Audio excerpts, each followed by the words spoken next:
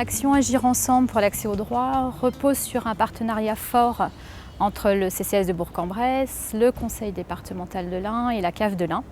Les trois institutions ont eu envie de monter une action pour vraiment associer les habitants et avoir un petit peu leur expertise sur le quotidien, notamment sur toutes les démarches d'accès au droit. J'ai soutenu cette action qui est vraiment une démarche participative avec la volonté politique de l'équipe municipale de sortir de l'isolement et de la précarité sociale des personnes qui ne font pas valoir leurs droits, soit par renoncement, soit par méconnaissance, ce qui paraît insupportable.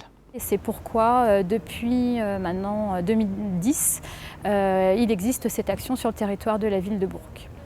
C'est une démarche qui est ambitieuse parce qu'elle permet de croiser les regards de la part des institutions et puis de pouvoir se poser des questions sur les pratiques au niveau de l'accueil, notamment comment on accueille, comment on oriente aussi, et au niveau des écrits, le contenu des courriers que peuvent recevoir les usagers, qui ne sont pas toujours faciles. Donc l'action repose sur des groupes habitants professionnels. Ces groupes se réunissent dans les centres sociaux. Ils sont animés par un professionnel du centre social et par un professionnel du conseil départemental. Le Couleur Café, c'est le lieu d'accueil, le lieu de vie. Donc les gens viennent ici, c'est pour boire le café, tout simplement. Puis autour de ce café, il y a des choses qui se construisent petit à petit avec les habitants qui sont autour. Et puis les professionnels. Puis on réussit après à monter des projets collectifs très intéressants. C'est d'abord les habitants. Ça, je crois que c'est vraiment une particularité ici, au centre social. Ça a été vraiment un désir d'essayer de partir des habitants plutôt que de partir d'une pratique des professionnels qui sauraient mieux que les gens ce qu'il faut faire et ce qu'il convient de leur apporter. Les groupes habitants professionnels font remonter au groupe de veille, donc constitué de différents organismes sur la ville, des difficultés d'accès au droit, que ce soit dans les démarches ou dans les différents accueils de la ville. Le rôle du groupe de veille est de récolter, des fiches de difficultés, de remontée de difficultés qui sont remplies par des travailleurs sociaux ou écrivains publics. Une situation de blocage, ça serait une personne qui aurait du mal à faire valoir un droit auprès d'une institution, que ce soit la CAF, la CEPAM, Pôle emploi ou autre. Donc la situation de blocage, il y a un outil qui existe pour les professionnels du territoire on appelle une fiche de situation de blocage ou fiche de remontée de situation difficile, où on essaye d'expliquer la situation brièvement, les causes qui ont pu être repérées, les démarches qui ont pu être accomplies soit par l'usager, soit par le professionnel, et la réponse qui a pu être apportée par l'institution. Alors après, on a des recherches de législation, les uns et les autres dans nos boutiques ou alors dans tout lieu possible. Par le biais de ces situations de blocage, ensuite des propositions et des choses un peu plus concrètes à mettre en place, comme la charte d'accueil, comme le guide des mots difficiles ou les pictogrammes que vous pouvez voir ici. Et puis petit à petit, le groupe s'est vraiment mobilisé sur cette thématique de l'accueil.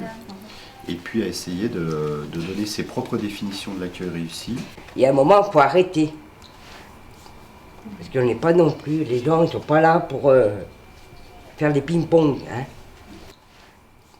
Ce qui est intéressant, je rajoute juste quelque chose, c'est la présence de professionnels et d'habitants. Donc l'accueillant et l'accueilli. Donc on avait un petit peu le point de vue des deux côtés. Ah oui. Et c'est ça, au début c'était un petit peu de l'affrontement, il faut le dire. On a des préjugés, etc.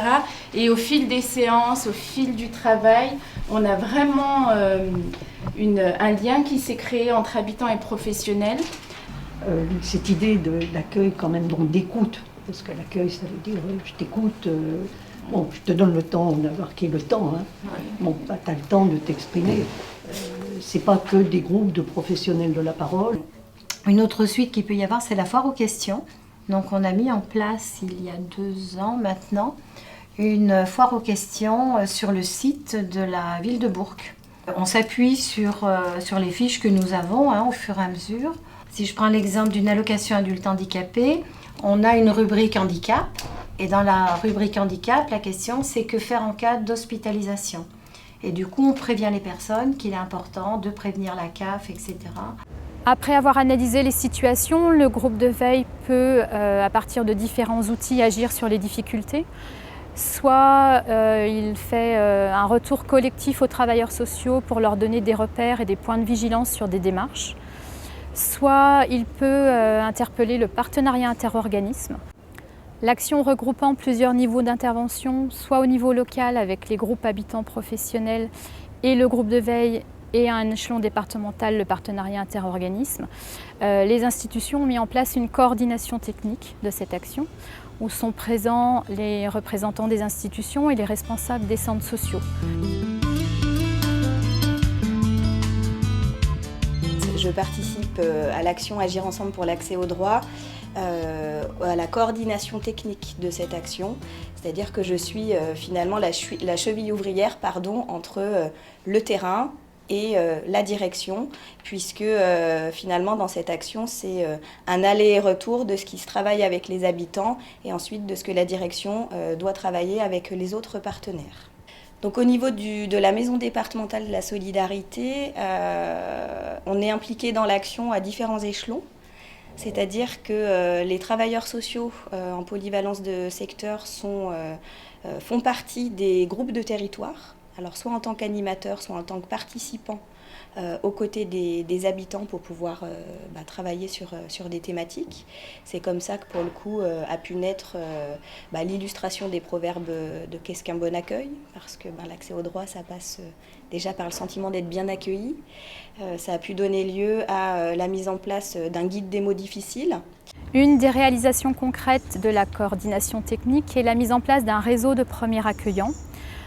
Très vite, on s'est rendu compte que les accueillants de nos structures ne se connaissaient pas et il nous a paru important, étant donné que l'accueil est vraiment la porte d'entrée de l'accès au droit, de les faire se rencontrer, qu'ils puissent échanger des bonnes pratiques d'accueil, d'orientation et qu'ils puissent tout simplement s'orienter plus facilement le public pour éviter l'effet ping-pong que nous a décrit les habitants.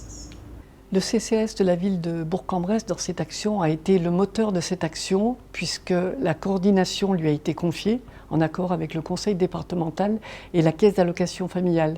Et je peux dire, et avec fierté, qu'il occupe une place significative dans le paysage de l'action sociale sur la ville de Bourg-en-Bresse. C'est vraiment le fer de lance de l'action sociale.